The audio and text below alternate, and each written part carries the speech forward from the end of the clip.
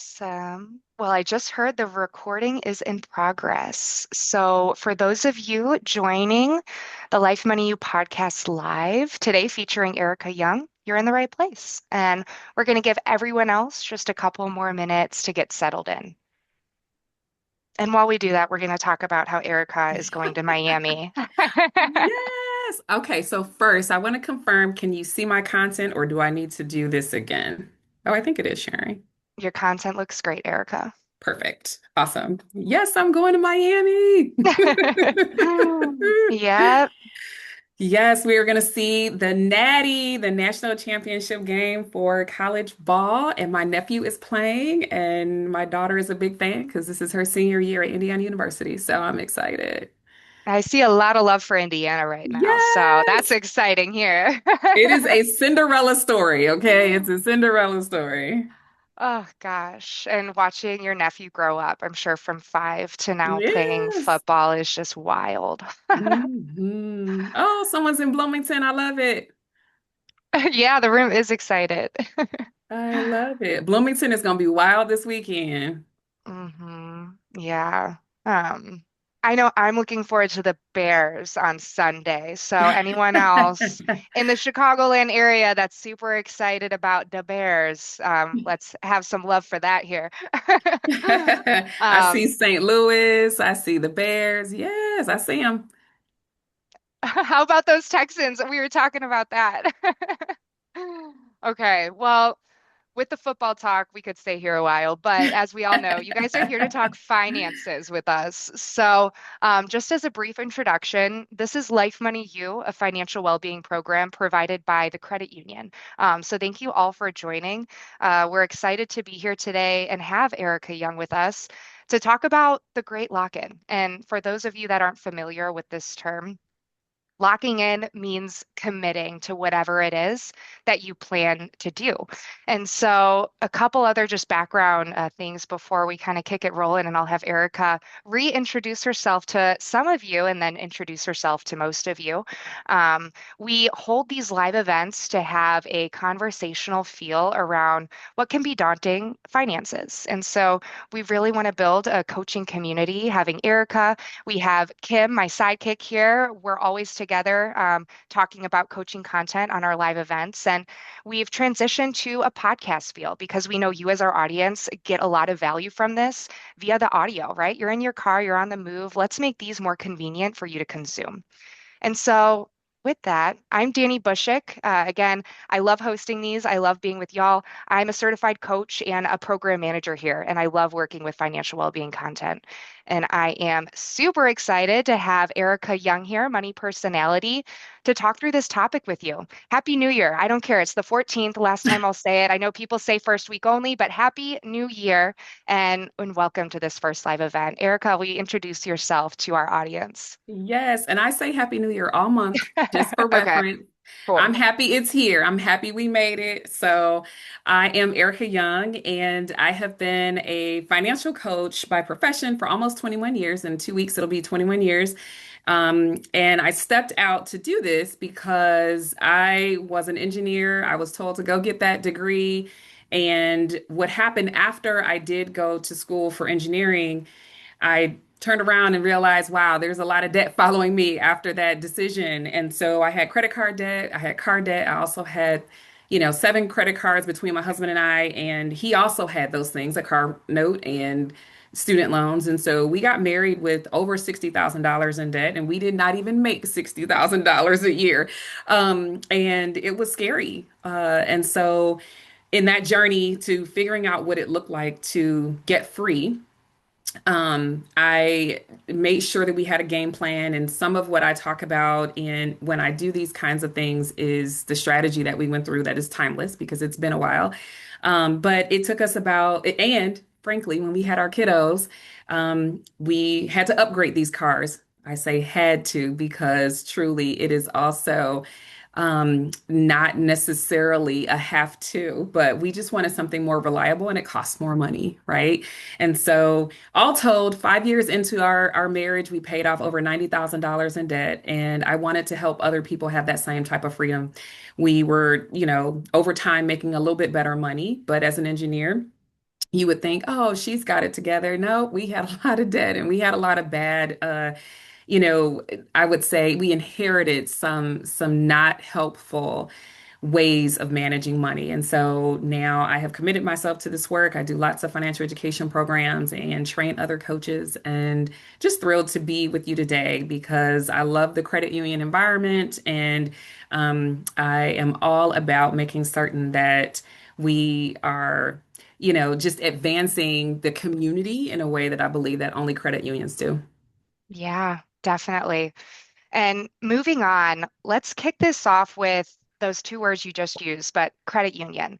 What is the Mhm. credit union difference for some new folks here joining us? And what made you choose a credit union, Erica, at the beginning of your journey to kind of chipping away at that debt? Yeah, so I'll be honest, my it is a family thing. This is a family business. My grandfather was a credit union member. He was unbanked for many years and he decided to trust a credit union, and that said a lot to me. And then my mother has been a lifelong credit union member, and of course, she passed down that desire to me and my sister as well. And I have done the same thing for my kiddos. This is honestly all we know. And I appreciate what credit unions bring to the table in terms of financial wealth, education, and wellness, and helping the little guy, but also ensuring that organizations have the support that they need for the people that work in those environments. And so I have, myself been a credit union member for probably close to 30 years, and that's not changing. So even when I've moved from one state to the other, I've just made sure to find a credit union that worked for me.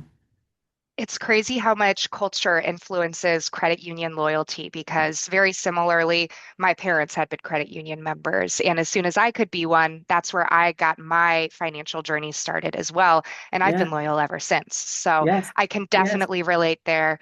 Erica, tell these folks what we're going to be talking about today. Yeah, so we're going to be talking about a lot. First of all, why lock in and commit? Like, what does that mean? Why does that matter? We're going to talk about that, and I want you to lock in on whatever is important to you as we're making this conversation continue.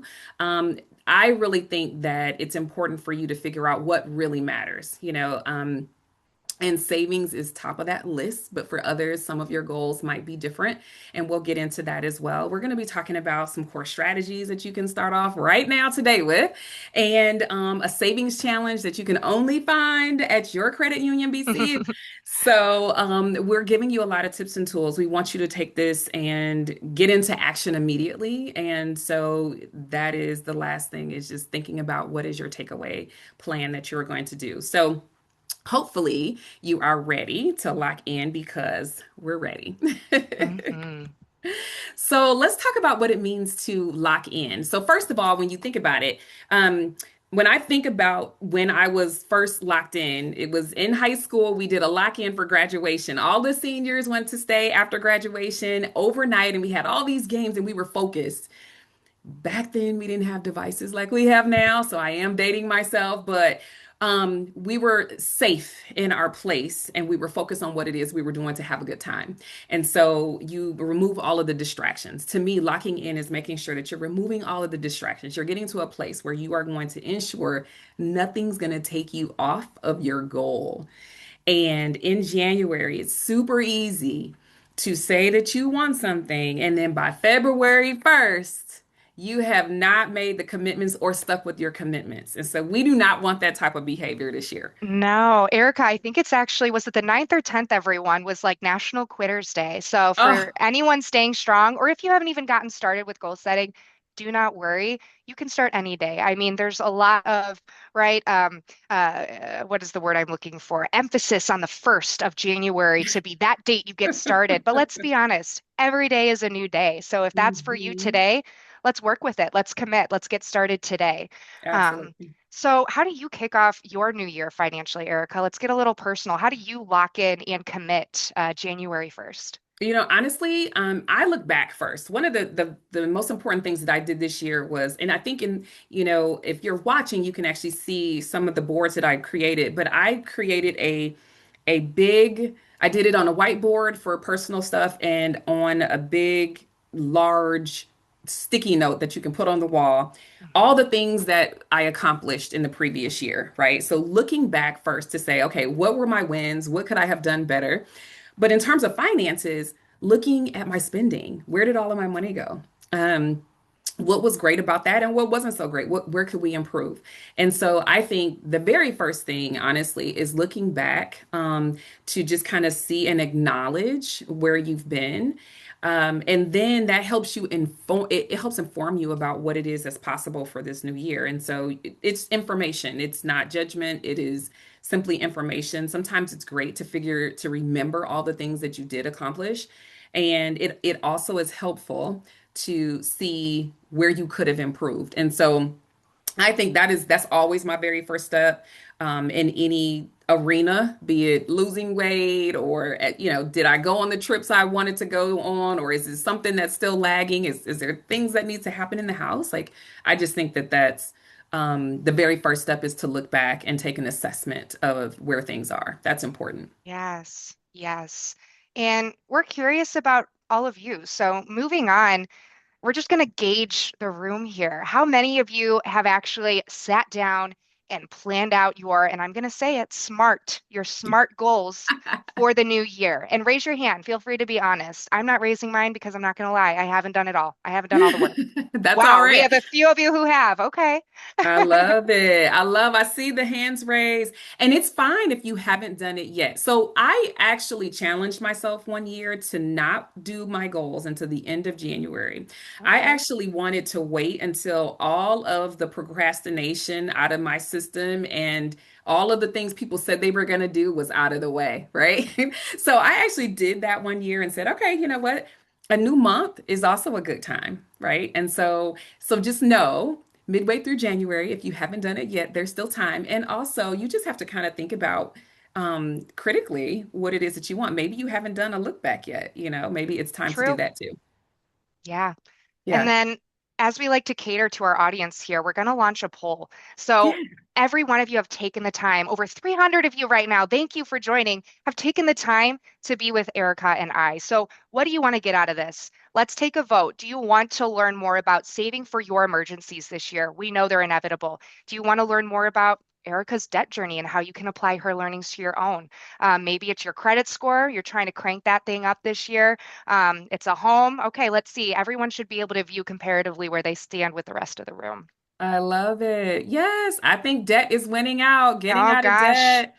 I love it. Let's I know Erica's go. excited about that. Yes, this is absolutely a safe space. Thank you, Kim, for sharing that.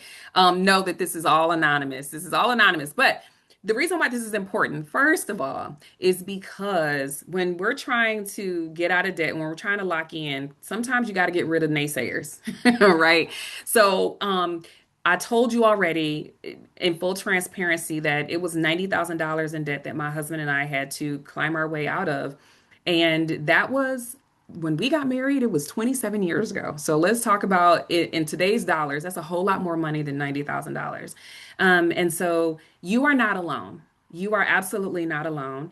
And one of the strategies, just as a way to ensure that we're on the same page here is that getting out of debt, sometimes you have to break that down into smaller pieces. So maybe let's think about, and for me, I wouldn't have gotten out of debt in one year. It took us five. And so it was, what is that next credit card? What is that next thing that gets to get paid off? The last thing for us was the student loans because it was the biggest piece of the pie. So you have to think about strategically what can you realistically accomplish in this year.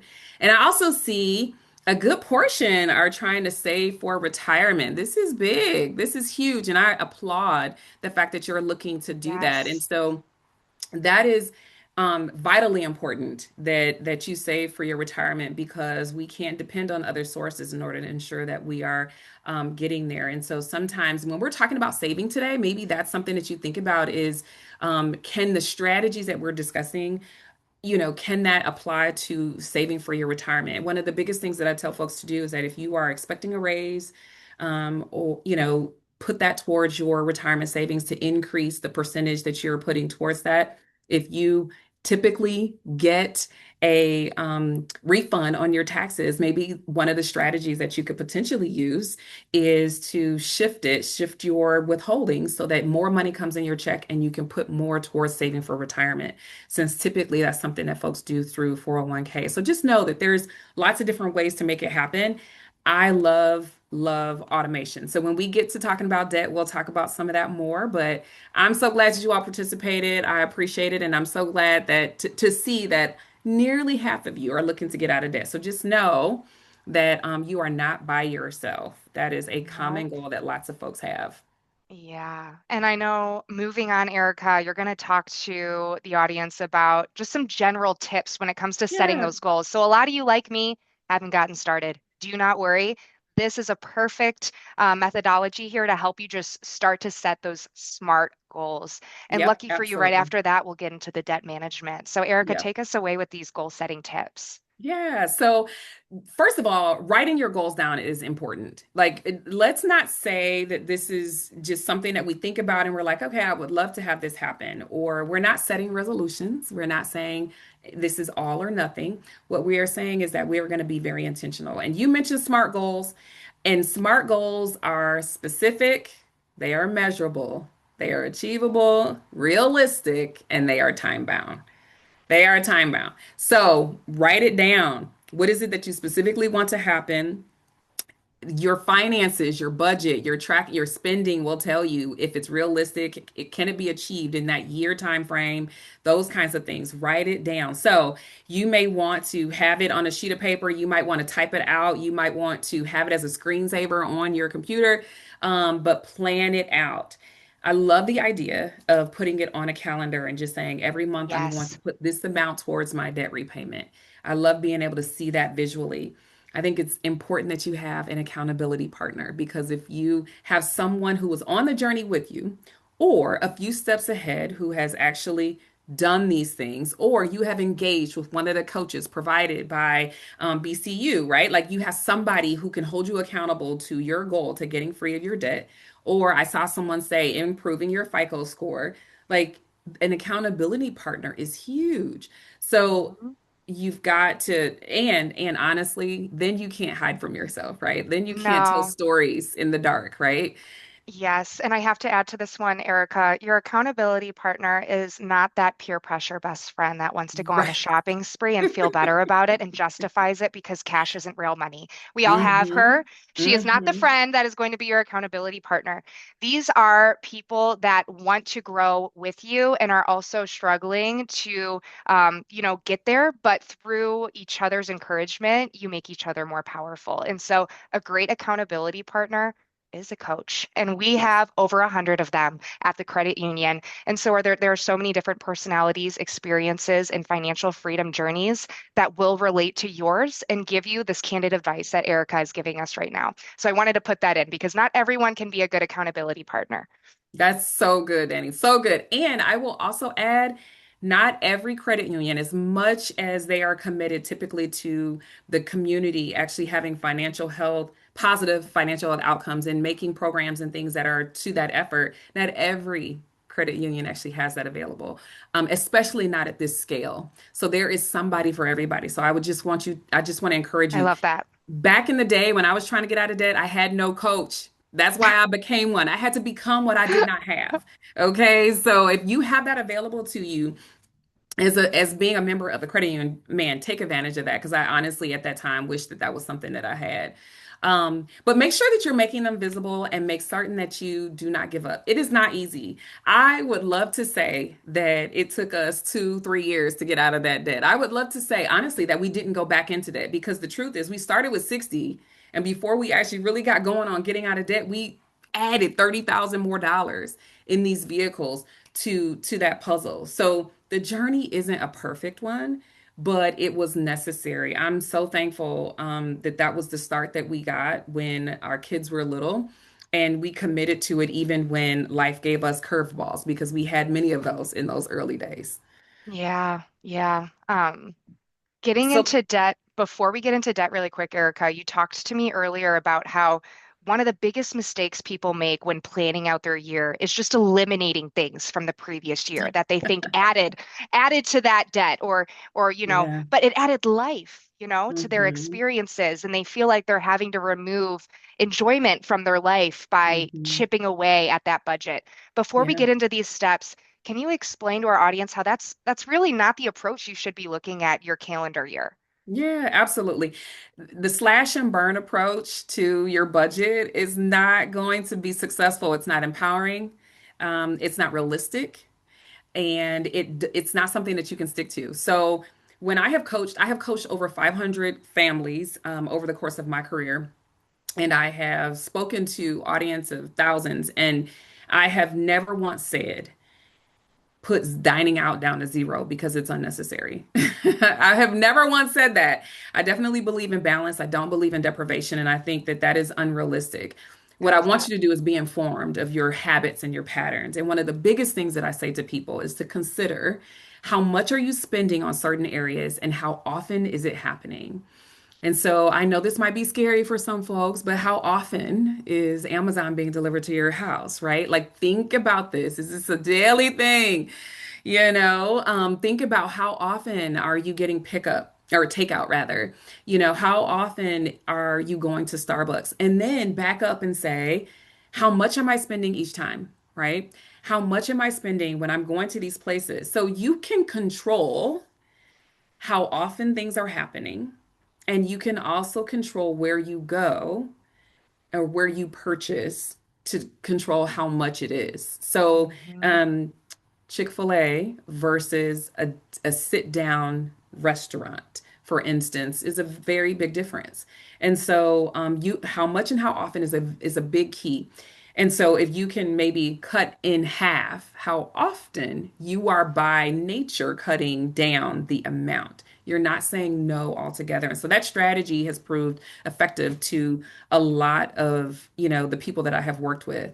Yeah, I Yeah. see you, Vicky. Amazon coffee and dining out. That's it. Yeah, That's it. no. And like even going back to right, like for me, a non-negotiable is I need date night with my partner once a week. I Mhm. need date night. And for me, that's getting out of the house. I know some people like to stay at home, make a movie, do whatever. I need to get out and explore life with my partner for date night. And so what we've done is instead of Fridays going to the movies or going out to eat, we've switched to Tuesdays because Tuesday we get tickets to the movies for $5 and we get to still go out and have fun and do what we Yep. would have done on Friday, but we get it for less than half the price on Tuesday. So, to Erica's point, that's just one example of how you don't take away the enjoyment of life and doing the fun things you want to do.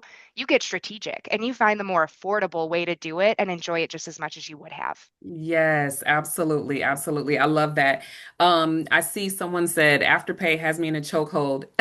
I think Costco's the one that actually has me in that chokehold. I have to be very strategic when I go in there.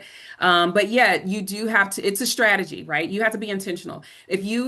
There's this meme that I saw, some months back of a couple trying to leave the house, and every time they leave the house, the dollars rack up, right? I know that one. Yes, they take a step, he pulls her back, and then he takes a step and she Yes. pulls him back. I love it. I love it. And so here's the deal. Everybody is mentioning what their vice is, like the thing that gets them caught up. And we all have something. We all have a thing that we need to manage, right? Um, for me, it was coming off of Instagram for a full month so I can disconnect from all the ways in which Ooh, that it tempts me or entices.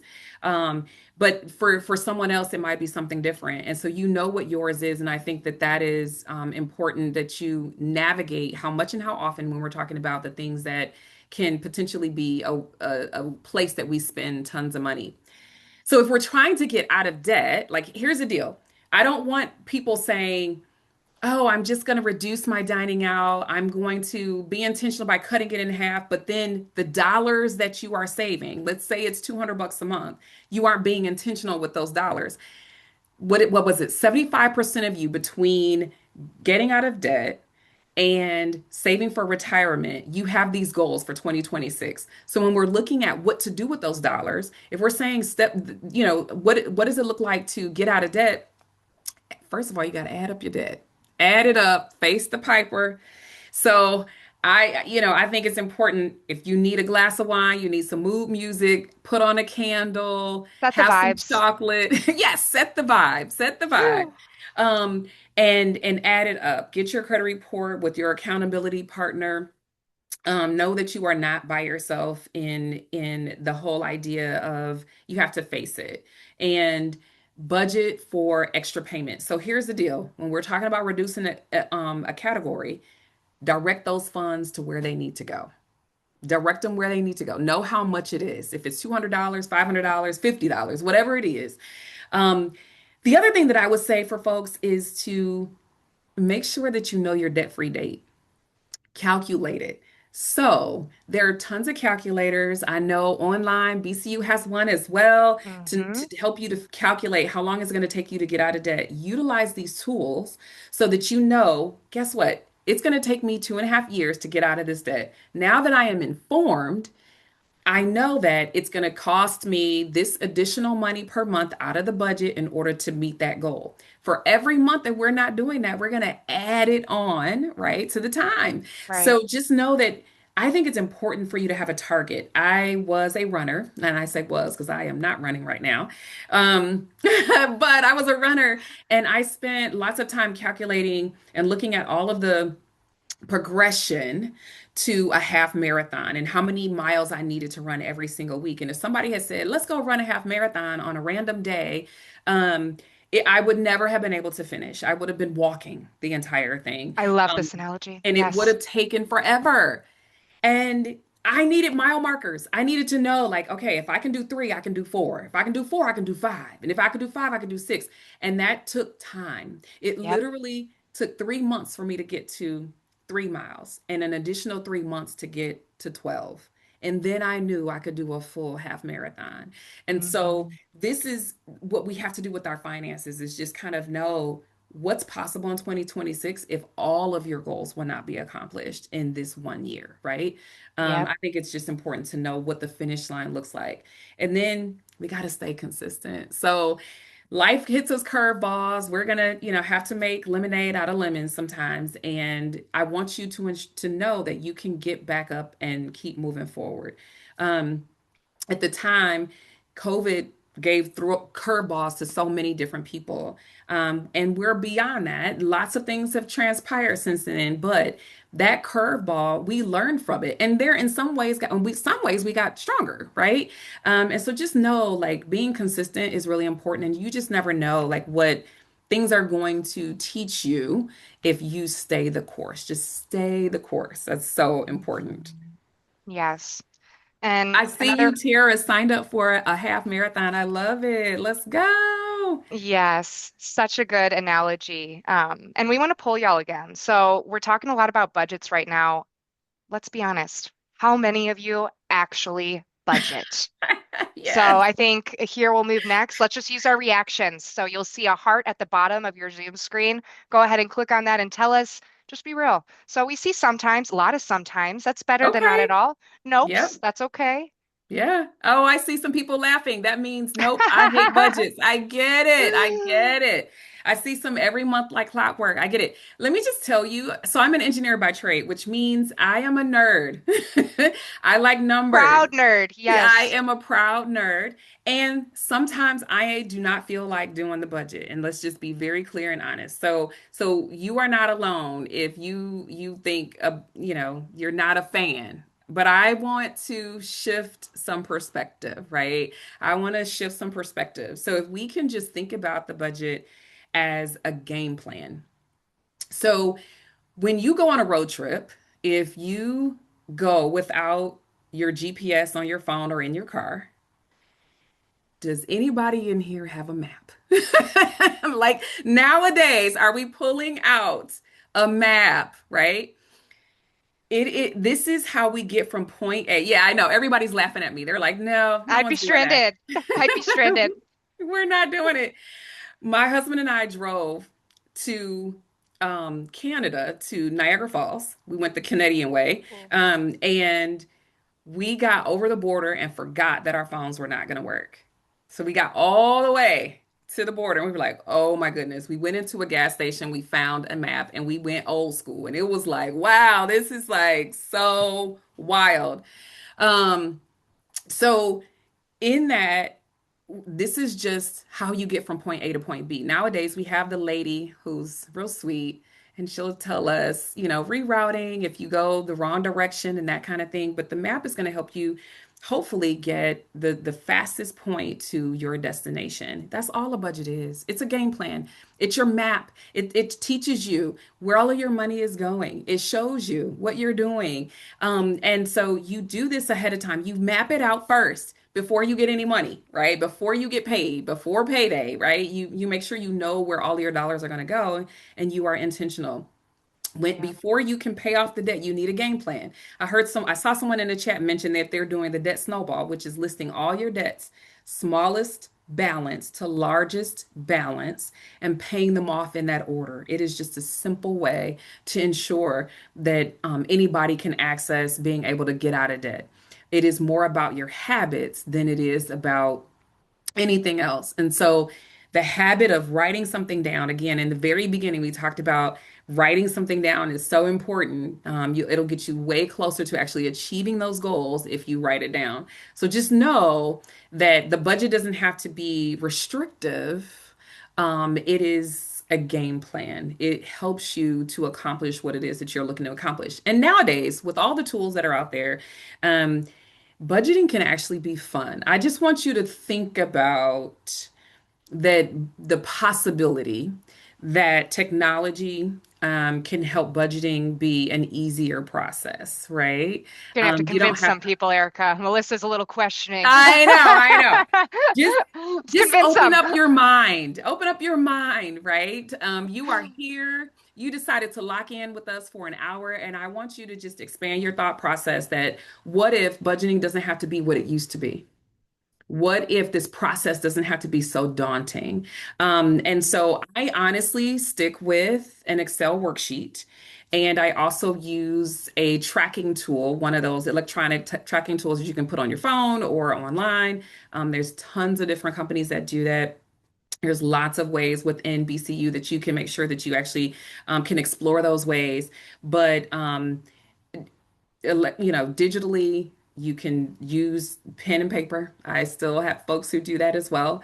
Um, and Google Sheets, I see somebody has it out there. There's a lot of free budgeting tools to do it, but the point is not the method, it's the sticking to it that matters. It's Locking in really, your commitment. mhm, Exactly, Erica. absolutely. And I want to talk through more of these tips. Moving on, talk to us about some ways we can go about this. I know some people are a little questioning, like, what do you mean fun? Like, how do we gamify and make budgeting rewarding where we actually are like, okay, I'll do that again? Yeah, so I love sharing budgeting tips, honestly. First of all, track everything. So we're mid-month, but I think that you can look back at a previous month, any month. December might be a little wacky because of the holidays, but you can look at a previous month. You can see all your spending, many of your the apps or your credit union account. You can look at your past spending. You can start with one of your Mhm. statements, and categorize it by category. Just total up how much was dining out or food and all the things, and so that you can know what's really going on. The biggest thing that I think is important is making it zero based. And so spending every single dollar on paper before the month begins. That I think is huge. And I think it's kind of hard. Some people think they've won if they have money left over. And I say, well, what is your goal? And put it towards your goal, right? Let's be intentional. Um, and so the other thing that I think I get a lot of pushback on is using cash. And so, wow, using cash is really ancient, especially now that we are phasing out of our little penny here. Keep all your pennies. I'm keeping mine because they are not going to give them back to us when we go to the store. But cash can also mean your debit card. So by cash, I mean we are not using credit cards in order to do our spending because we will spend 18 to 20% more. In fact, if we do that, and because we will supersize everything, we'll get the extra shirt, we will buy somebody's dinner, those kinds of things when we are using, the credit cards. And so, Yes, I used to use the envelopes too, Theodora. So just know that there are ways to ensure that you're putting up healthy boundaries and not spending more than what your income does require.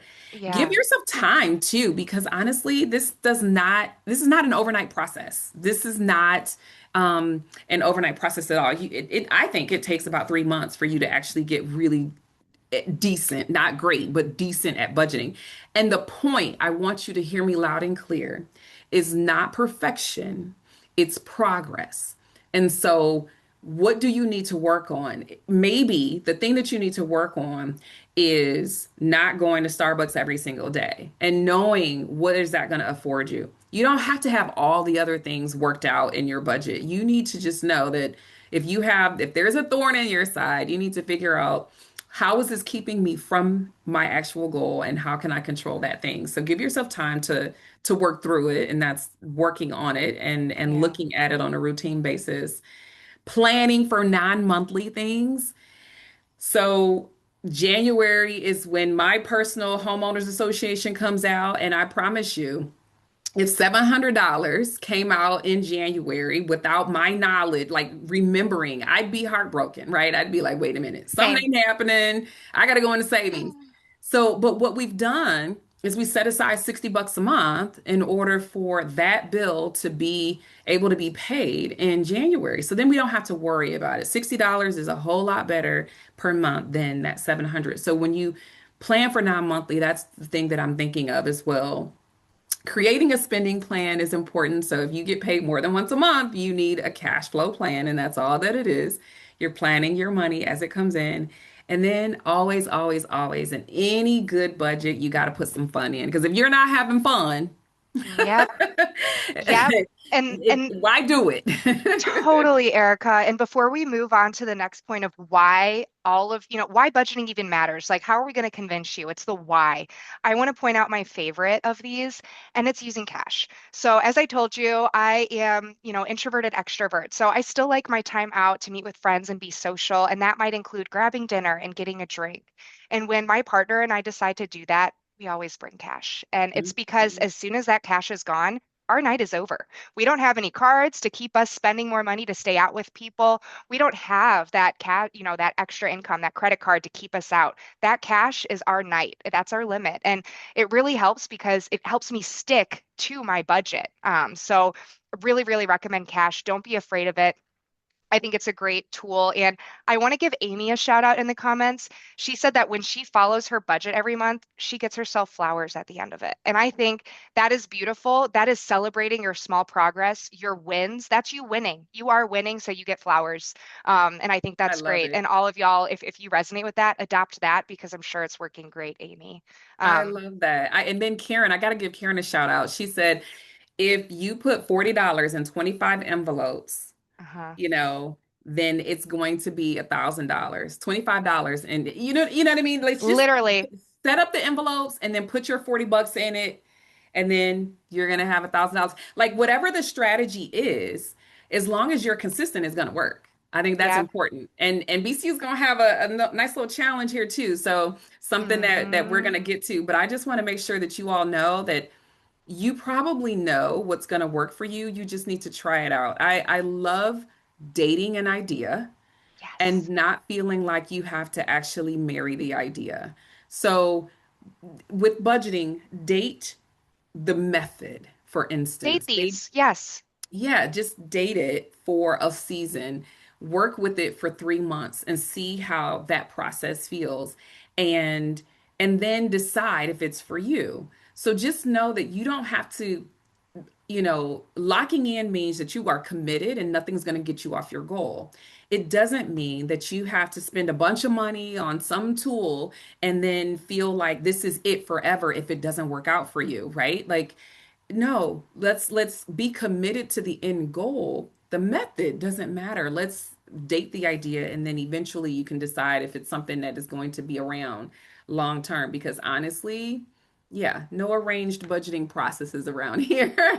No, no, no one size fits all. No, exactly. So let's talk about why saving money really matters. So, financial stability in an emergency fund, let's say, is important, right? So it's a safety net against something happening. So if you don't have any dollars set aside for emergencies, then when stuff happens, if the car breaks down and you have to pay for, or I should say, if there's an accident and you have to pay for your deductible, for instance, you actually have something set aside to take care of that. It doesn't have to derail the budget, right? Or if there's some other emergency. During the time when we were getting out of debt, I lost two family members. We lived 2,000 miles away. So we had to get on a plane. There wasn't a drive that could help us get there.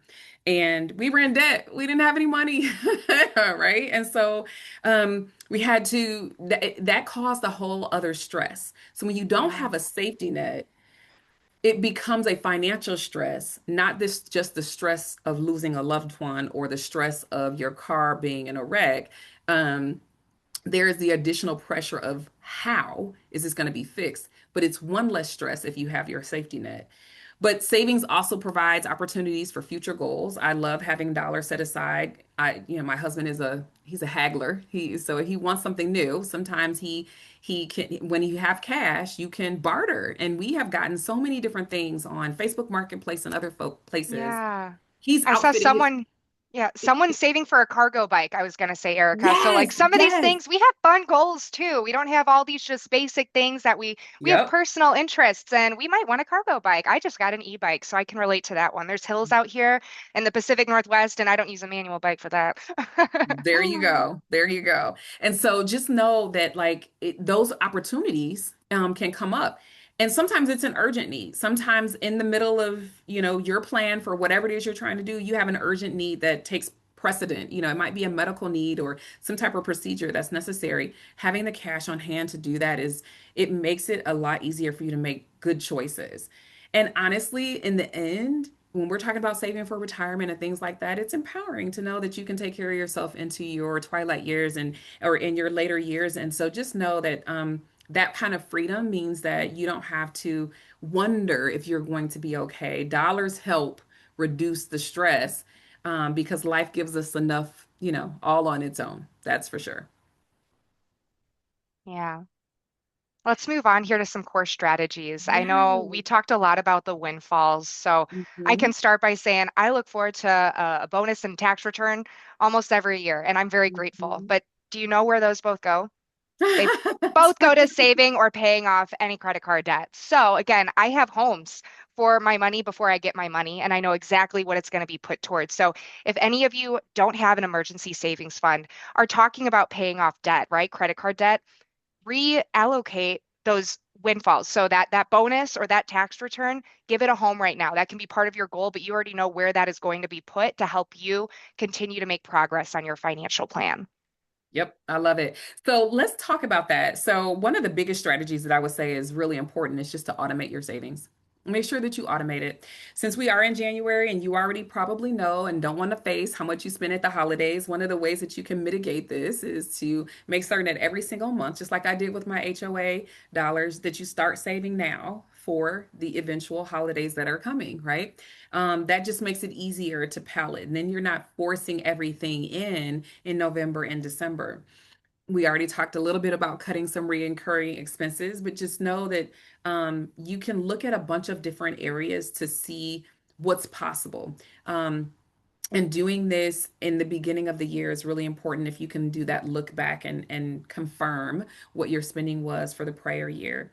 And we're coming up on that tax season, like you mentioned, Dani. And honestly, a lot of people are really excited about these windfalls. And I want you to either have a game plan and or readjust your taxes, your withholding so that you can, if you're Yeah. getting let's say it's an $1,800 return, I want you to really think about what could you do if you had $150 more in your paycheck every month because you're giving the government an interest-free loan if you are just allowing them to keep that and you're more excited about that cash windfall, right? But sometimes it's bonuses, sometimes it's other things, and just know that you need to still have a game plan because if you spend it all on other stuff and then you don't reach your goal, now what, right? We're still in the Yep. same position. And I think it's just it's so smart and so wise to set up high yield savings account. It has been so fun and exciting to see my daughters now set up their own high yield savings accounts. And to teach them, look at this, look at how your money can grow without you doing anything. You're not even paying attention to it, and your money Yeah. is growing and working hard for you. And so just think about the how that can really accelerate your progress, honestly, just knowing that your money is working while you don't have to. Yeah. And before we get to the next slide for the challenge part, and we're going to start wrapping up so y'all can ask more questions. We have so much great engagement. Ericka, I want you to talk to our audience about debt consolidation and Mm, 0% cards and how they can yeah. use some of those offers, right, to get a little bit of headway on paying off that debt, right? How can someone maximize that specific tool, debt consolidation, to help with any debt they may have specific to credit card debt? Yeah, so one, you did mention 0% cards, and I think 0% cards are a very easy way if you have decent credit. Um, I think good begins at 680, if I'm not mistaken, for a FICO Hmm. score, and then great starts at like 720, 730, depending. It kind of depends on what it is you're going to use it for. Um, you'll get better interest rates if you have a higher score. But typically, you can get a 0% card and do a balance transfer. So let's just say you have a credit card that has 29% interest. Cool. Um, and yeah, and you're like, wait a minute, they're offering me a balance transfer over here at this other card. You can move your card balance over. They usually have a balance transfer fee, 2 to 4% maybe, but if you're going to pay 2% versus 29, the key is that you don't have interest on that new card for maybe 18 months or Yep. so, 12 Yep. months. Temporary time. So you want to have a game plan for those 18 months on how you're going to maximize use of that That's 0%. right. That's exactly right. And so play the game. I love it, Sarah. Yes, Play the love it. game. Utilize it. And so just know that you have to make room in your budget to be able to pay that off. Debt consolidation is similar in that you are trying to get a lower interest rate, and that's going to eventually save you money. And typically, you are on routine payments, right? So you could have multiple credit cards, consolidate them into one particular one particular loan, and then you'll have a lower interest rate than the 29%. It might be 10%, let's say you're still saving money, and then you'll have these routine payments for a season. And usually on a consolidated plan, it'll be longer than 18 months, for instance. Um, so you have to go through a little bit more of a process for that. But what I don't particular, just to be clear, debt management companies that cause your credit to fall because they are allowing your debt to go negative or not be paid for a season Mhm. is not the same as consolidating them all into one. When they are essentially settling the debts for you behind the scenes, that means that it is really wreaking havoc on your FICO score. So be very careful of that. So just yeah, that I think that was a really good call in to have a conversation about too. Thanks, Erica. Yeah, keep going. I know you're going to get into the challenge here. Yes, yes, yes, yes. So if you want to figure out how you can jump in and save $500 in 30 days, all it is, it's real simple, right? Like, so every week, $125. And then think about, is there something in your budget that is costing you $125 a week, right? Or a portion of it. How can you Yep. challenge yourself to get there in that 30 days? And I love February because it is exactly 4 weeks. It is like the shortest month. And Yes. so it's over before you know it. Like, why don't you challenge yourself to do this so that you can get closer to your goal fast? Yep. Yeah, Yep. definitely. And how are we going to break into action? Again, we still have about 300 of you here, and you took the time. Make this time valuable. Let's get started. Choose one of these action plans and take it away with you today and make that progress. So, are you going to Yeah. automate, like Erica has been saying? Give your money a home before it even gets there because you're not going to have to manually move it. It already knows where it's going as soon as it gets to your account. Recurring expenses. There's what is it? All of these apps, right, that help you cut subscriptions. You look through your expenses from last year and you're like, wow, I spent a lot on DoorDash. I really need to cut that back this year. Delete the app. Get rid of the temptation altogether and you'll really make progress. High yield Yep. savings we talked through in windfalls, but choose your action plan and get started. Yeah. So I want to hear from some folks. I just in the chat, what are you committed to? Like you Mm, could be love committed it. to any one of these things. Just share with us what you're committed to briefly, right? So I Write it see, down. yes, write it down, make it official, right? So cutting some reoccurring expenses, using a high yield savings, yes. And then Kimberly also put some links in the chat for those who are wanting some more information about what is offered at BCU. So just know that those are available to you as well. I see minimizing Starbucks, cut the recurring expenses, high yield savings. Let's go. I love it. Yes, direct deposit. That's a really good way to go to your payroll and have money directly go into savings so it doesn't even hit your account. I love Yep. it, Chloe. She is committed to maxing out her Roth IRA. Let's go. Treating it as a monthly bill. That's awesome. Yes, I love it. So a high yield savings account right now, those are running about, I don't know what it is at BCU right now, but I know that it could be around 4% Mhm. for a high yield savings. So just know that it's essentially more than just a regular savings account that's getting 0.1% or whatever it is. Um, and there should be no additional restrictions, if you will, when you're trying to open up one of those accounts. Yeah. Yes, I see some get out of debt. Yes, I love it. Awesome. Awesome. I love it. I love all of these New Year commitments. Let's go. Let's go. So great. So as we get into tools here and close up with a little promo, Erica, for someone here that's on and we've got the energy today, everyone, but if someone, and maybe many of you, some of you, one of you, we're feeling overwhelmed. Like this is a lot, Erica. Everything we just shared, maybe they're like, oh my gosh, like so much I can do, but I don't even know what foot to put forward first. I'm kind of stalled, right? Like I'm a little bit in shock. How would you ease that kind of energy that they're having is feeling overwhelmed with what they have to Yeah. do after this conversation today? Well, the very first thing is pick the one low-hanging fruit. What is the one thing that you know is the challenge or the obstacle in your way? And we all have something, right? So, what is the one thing that you can work on right now? But we also have some tools here. Sometimes you have to talk that through. BCU has coaches. So, if you have questions about Mhm. their products and services, the coaches can help you with that, but they can also help you figure out what your one first thing is that would be great for you to jump into. I saw somebody in the chat who's looking to get their credit score up. You can get a checkup here. Like, there's lots of tools. Um, but I would say if you are unsure of where to start, I like to do the reality check where you look back at your spending and then you look at how much debt you have or your overall financial situation so that you can determine what is most important to you and then figure out what is that one thing that really needs to change right now. Don't have 12 goals around finances this year. Let's focus on one thing at a time. You can create a Yep. new goal in March if you need to, right? Once you've accomplished that one thing or once you've finished your 30-day challenge. So find that one thing that matters the most. And we have about 7 minutes left. And so this is your opportunity. Any questions you have for Erica, she is here and we are ready to answer them. And if we don't get to them, we'll find a way to get to you. Again, drop any questions you have in the chat and we'll be responding. Um, So I see a question. I saw this yeah, twice. hit What it. is Yeah. this, the snowball?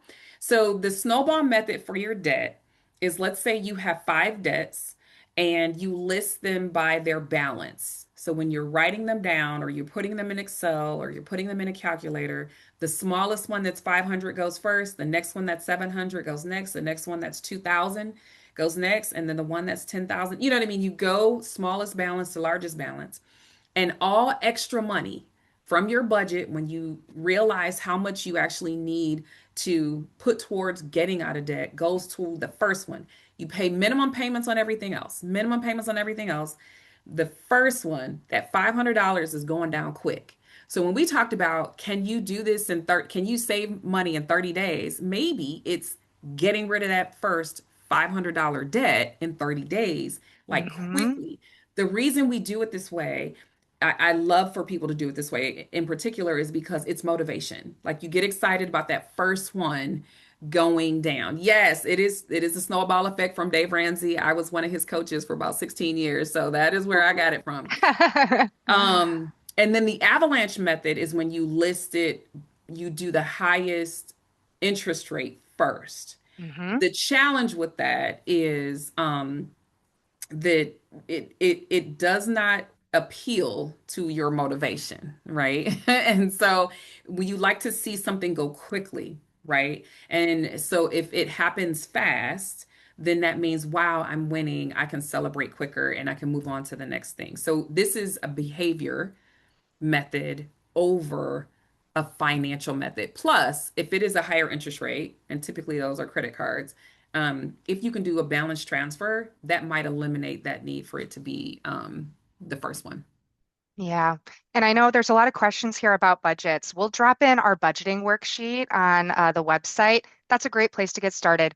Download it, print it out. I don't know if you like to write, you like to type, either or, you'll find a solution that works. Fill it out, and that is your reflection. That is what Ericka is saying about seeing it all, setting your foundation so that you know where you're going to take off. Yes. And Alejo just mentioned BCU coaching is completely free to members and Sure non-members. is. So just know that you never have to pay a fee for that. And again, this is something that I wish I had 27 years ago when I started my get out of that journey. So please take advantage of it.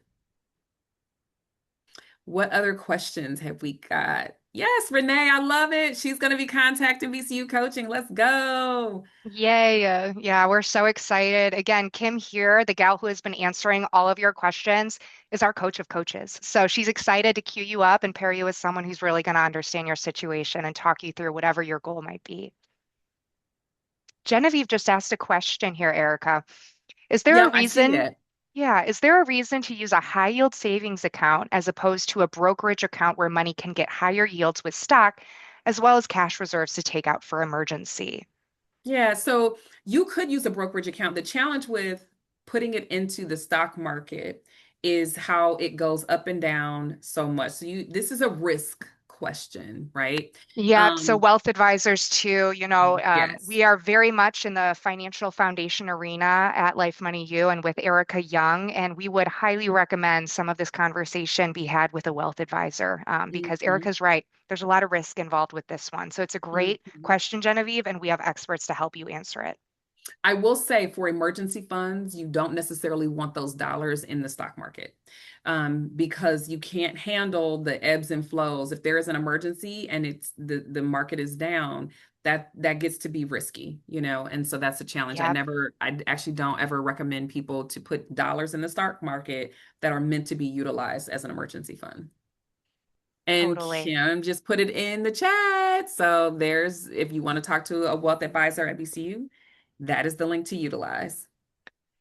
So, Erica, here with 2 minutes, I just want to do a couple plugs and feel free to continue to ask questions because you guys are helping us gauge ourselves for our March live event where we'll be returning. And stay tuned because Erica will actually be on our podcast for an episode. So it won't be podcast live event. You won't see her beautiful face, but you will hear her beautiful voice. So again, stay tuned for something around that time. But a couple reminders for all of you here. Life Money U, we're a holistic financial well-being program provided by the credit union that you're part of or have the opportunity to join. And right now, if you go to the next, moving on, Erica, we have a promotion happening. So if you're not already part of the credit union, now's your chance. Joining the credit union is actually a step toward increasing your financial well-being because you're diversifying your financial wellness opportunities. So another thing I want to leave you with, if you go to lifemoneyu.com and subscribe, totally free. You'll get to hear my voice on a monthly basis via our newsletter. So again, it's only about a 5 minute listen. You can put it on your drive to work or wherever you're going. And we're going to talk through money topics that are real quick. So again, convenience, reaching you where you are. Erica, what final words do you have for our audience today? Thank you so much for joining us. Oh, it's been a pleasure. It has been a pleasure. I love partnering with BCU. I love what you are up to with Life Money U. It is a safe space, and It is. it has been just really awesome to be with everyone today. The one thing that I'll say, if you want another resource, is my husband and I actually have a podcast. I'll put it Yes, you in. do. Yes. Yes, I'll put it in the chat. So if you want to hear more of this voice and my other half as well, he is a hoot. the talent, if you will, of the podcast. Feel free to check it out.